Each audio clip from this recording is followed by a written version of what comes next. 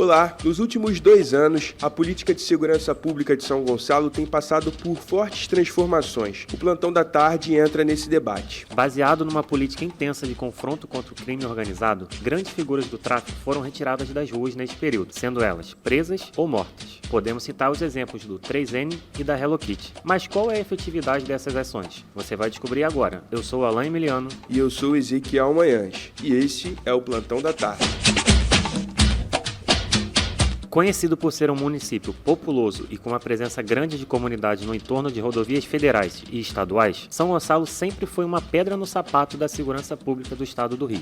Só que desde a última troca de comando do batalhão de polícia do município, a impressão que dá, Alan, é de que, mesmo que seja difícil, tem sido recorrente vermos ações que culminam com a captura desses medalhões do crime, que aterrorizam a sociedade. E pra gente entender isso, Ezequiel, a gente precisa fazer uma linha do tempo, Antes da chegada do atual comandante do 7º Batalhão, Tenente-Coronel Gilmar Tramontini, a gente já viu um movimento de guerra entre os próprios criminosos. Um exemplo disso foi a morte de Schumacher Antonácio do Rosário, executado por um próprio aliado em abril de 2019. Ele era acusado de comandar o tráfico de drogas do Jardim Catarina. Após esse episódio, um clima de tensão acabou tomando conta dos moradores do bairro e também da cidade como um todo. Nós entramos em contato com o atual comandante do Batalhão de São Gonçalo e ele nos relatou quais eram as missões dele ao chegar no batalhão, em julho de 2019. Vamos ouvir?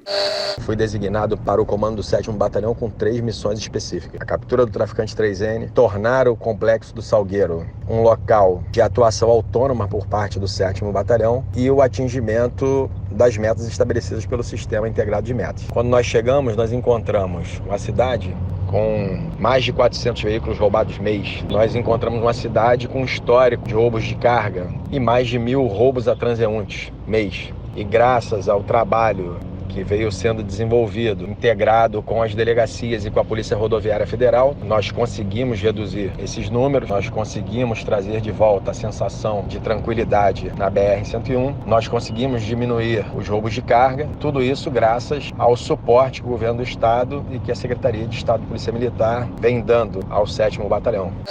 Responsável por controlar roubos na rodovia BR-101, o traficante Thomas Jason Vieira Gomes, o 3N, foi abatido em novembro de 2019, num sítio bem escondido numa área rural de Itaboraí, junto com seus seguranças, o Xandinho e Ricardinho, que também eram figuras conhecidas do crime de São Gonçalo. Ezequiel, era muito difícil chegar até esses criminosos. Uma prova disso é que diversas operações foram realizadas com esse objetivo e acabaram fracassando. Só que quando a gente trata o lado da polícia, é uma espécie de vitória na guerra, porque é justificada a retirada de circulação dessas peças, que levam terror para a sociedade, através de roubos, homicídios, cobranças, entre outras ações que só trazem malefícios para a população. A gente perguntou para a doutora Jaqueline Muniz, professora do Departamento de Segurança Pública da UF e ex-coordenadora de Segurança Pública do Governo do Estado do Rio, se a política de confronto é o melhor caminho. Vamos ouvir o que ela disse? Não, primeiro porque a rotinização do confronto esgota a cobertura ostensiva da polícia, gerando insuficiência do patrulhamento ostensivo, que é a modalidade de emprego policial que de fato garante redução da criminalidade violenta comum a que todo cidadão está exposto nas ruas. Segundo, porque é um gasto de recurso repressivo que não gera controle sobre território e população e, mais grave, só produz resultados coercitivos pontuais no tempo e no espaço, servindo como enxuga-gelo de grande visibilidade e pouco impacto nos bandos armados e na sua economia criminosa. Defensor dos direitos humanos, o deputado Flávio Serafini também apresentou seu posicionamento sobre esta questão. Em primeiro lugar, é importante destacar que é fundamental que a política de segurança pública do Estado do Rio de Janeiro tenha como parte da sua estratégia atuar para desmontar a ação desses grupos armados que dominam territórios de periferias, de favela, nas diferentes cidades do nosso estado. Isso é muito importante. Mas essa ação contra esses grupos não pode se dar baseada no confronto e na violência policial. Por quê? Porque isso aumenta a violência que a população está submetida. Se tiver um traficante num prédio de Zona Sul, a polícia não vai entrar lá atirando para prender esse traficante, porque pode matar várias outras pessoas. A polícia vai usar inteligência, vai cercar, vai buscar prendê-lo de uma forma que não coloque as outras pessoas em risco. É muito importante que a atuação da polícia nas áreas pobres também seja assim. São Gonçalo esse ano, por exemplo, já teve 30 vítimas de bala perdidas. 5 morreram e 25 ficaram feridas. Isso mostra que a política de confronto, que a intensificação dos tiroteios só coloca coloca a população em mais risco. Então, a atuação para prender essas figuras, para desmontar a atuação desses grupos armados, ela é importante, mas tem que se dar com respeito à população que vive nesses territórios, que já é vítima da violência desses grupos, não pode também ser vítima de violência do Estado. Pois bem, Ezequiel, mas como é que um criminoso consegue ganhar tanta fama e notoriedade? Será que é a gente, enquanto imprensa, que oferece esse reconhecimento? Qual seria a explicação para esse fenômeno? A crueldade? O medo? A fama e a visibilidade são recursos fundamentais para quem exerce domínio armado sobre território e população, enfim, para quem exerce ou ambiciona exercer um governo autônomo e quer monopolizar um mercado de ilícitos, drogas e serviços essenciais nas comunidades. Há que fazer publicidade para parecer mais forte do que de fato é e, desta forma, sujeitar moradores, conseguir adesão e obediência de rivais e a cooptação de policiais como sócios e parceiros. O uso do terror é parte da estratégia de quem não tem como fazer guerra ou guerrilha de verdade e mesmo de vencer o Estado. Por isso é que não existe guerra contra o crime verdadeiramente, e sim uma lógica de enfrentamentos que acaba por fortalecer o crime organizado e estimular o surgimento de novas lideranças criminosas que estão em ascensão. Mesmo contra gosto, a política do confronto fortalece os bandos armados rivais como as milícias, possibilita a ampliação da venda da paz do arrego, enraizando a corrupção política policial. Como não há estoque de repressão policial, o seu emprego generalizado, como um fim em si mesmo, sem foco e sem qualidade tática operacional, só produz um efeito cortina de fumaça provisório que impede tanto o controle da ação policial, que separe o dedo nervoso mal intencionado do dedo profissional, quanto favorece a resistência cada vez mais violenta dos grupos armados criminosos.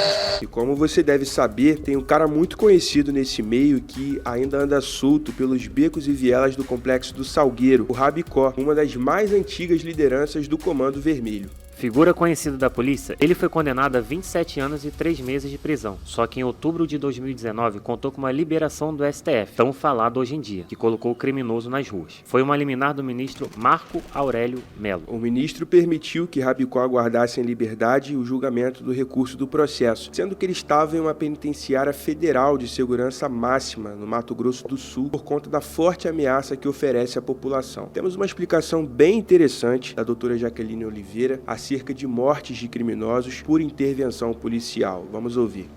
Matar bandido é contraprodutivo e amador. Não se deve matar a galinha dos ovos de ouro da investigação e da inteligência policiais, já que o criminoso é um arquivo vivo de informações sobre a estrutura e o funcionamento do crime organizado. Quando se mata, além de indicar um possível uso excessivo de força, manda-se uma mensagem negativa de que a vida não vale nada e de que os barões do crime e seus escritórios estarão protegidos e não serão descobertos e desmontados.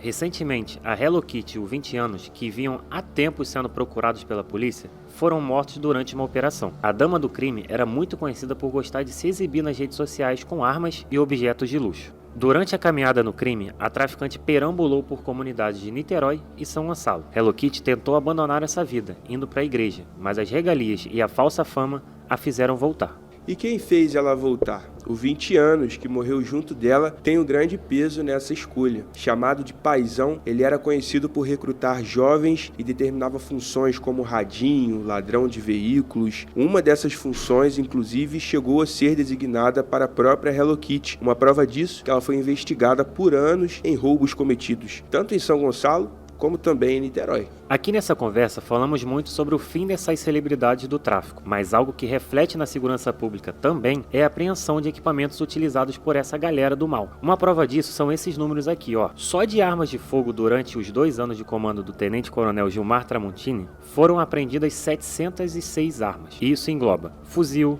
espingarda, metralhadora, armas consideradas de guerra mesmo, sabe, Ezequiel? São números alarmantes. Dados de inteligência da Secretaria de Estado de Polícia Militar mostram que mais de 1.500 prisões em flagrante foram realizadas nos últimos 2 anos. Já o número de mortos em decorrência de intervenção policial já chegam a mais de 450 em São Gonçalo. E para você que nos ouve, o caminho mais eficaz da segurança pública é através do confronto ou de políticas públicas? Manda sua opinião em nossas redes sociais. Procure por Plantão em Foco. O Plantão da Tarde fica por aqui. Esse programa contou com a produção de Alain Emiliano e Ezequiel Manhães. Sonoplastia e edição, Ramon Ribeiro. Você acessa o nosso podcast pela plataforma Spotify, pelo nosso canal do YouTube, www.youtube.com/plantãoemfoco e também pelo Apple Podcasts.